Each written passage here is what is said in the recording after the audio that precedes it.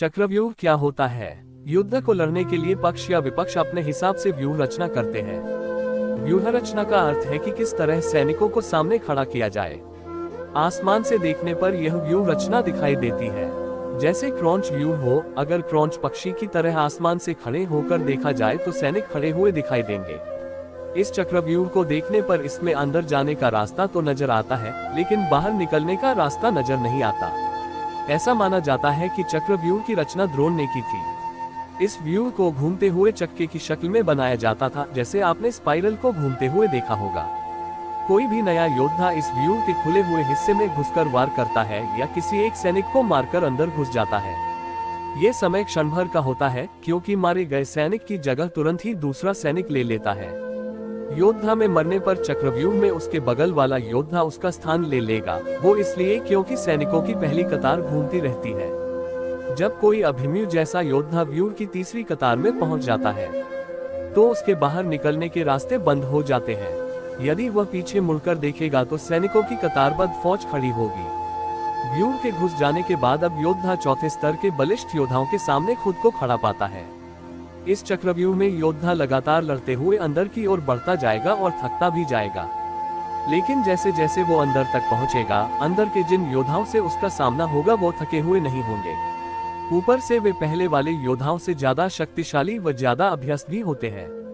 शारीरिक और मानसिक रूप से थके हुए योद्धा के लिए एक बार अंदर फंस जाने पर जीतना या बाहर निकलना बहुत ही ज्यादा कठिन हो जाता है। अभिमन्यु के साथ यही हुआ। चक्रव्यूह को कैसे तोड़ते हैं?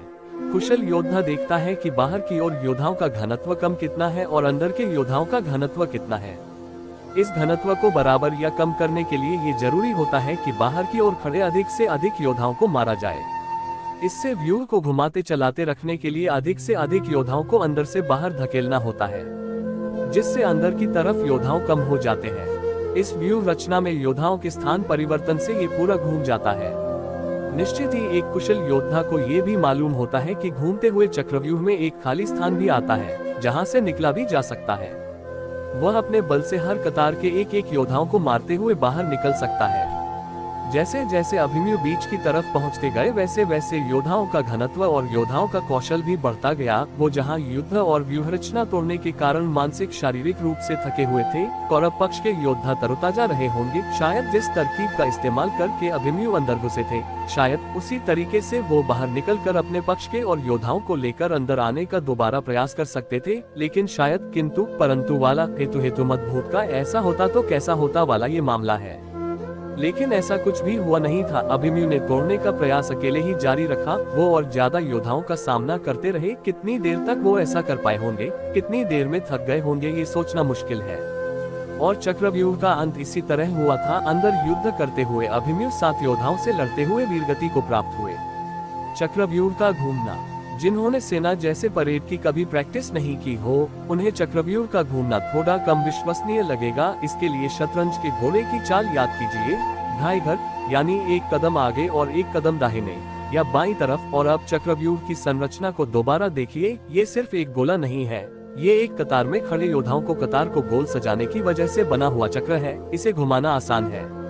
अब जब आप इसकी कल्पना करते हैं तो आपको समझ में आ जाएगा कि सिर्फ 2 योद्धाओं के स्थान परिवर्तन से ये पूरा घूम सकता है। काली बिंदी से दिखाए गए स्थान देखिए। इन 2 जगहों पर हरकत पूरे व्यूह को घुमा देगी। जो योद्धा नीले रंग की लकीर के साथ है, वो अपनी बाईं तरफ एक कदम बढ़ाकर एक प्रतिक्रिया शुरू कर देगा। उसकी दाहिनी तरफ वाला जैसे ही खाली जगह को भरने के लिए आगे बढ़ेगा, खाली हुई जगह भी भरेगी और व्यूह रचना 1 फुट आगे सरक गई होगी। अंदर जहां से लाल वाला हिस्सा शुरू हो रहा है, वहां से शुरू करने वाला योद्धा भी जब यही करेगा तो खाली पड़ी जगह भरने के लिए आगे बढ़ेगा, तो खुला हिस्सा फिर से बंद होगा। जब आप इसकी कल्पना करके सिपाहियों का चलना सोचेंगे तो आपको समझ आ जाएगा कि शतरंज के घोड़े जैसा ढाई घर, यानी तीसरा कदम पड़ते ही व्यूह कैसे बदल गया होगा। लगातार कदमताल पर चल रहे सैनिकों में इस व्यूह के अंदर लाल घेरा कहाँ शुरू हो रहा है और नीला कहाँ खत्म होता है, ये पहचानना नामुमकिन होगा। ये ऊपर से देखने पर थोड़ा सा आसान है, जमीन पर इसे पहचानना संभव नहीं होगा।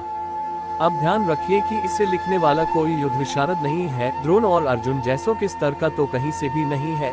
ये सिर्फ एक प्रयास है चक्रव्यूह को आज के दौर में समझने का। व्याख्याएं और भी हो सकती हैं। इससे जीतने के तरीकों पर सहमति और असहमति भी हो सकती है, लेकिन मेरी समझ से ये चक्रव्यूह बनाने का सबसे आसान तरीका होगा सिर्फ 2 कतार में खड़े योद्धाओं से बनी पहेलीनुमा व्यूह रचना।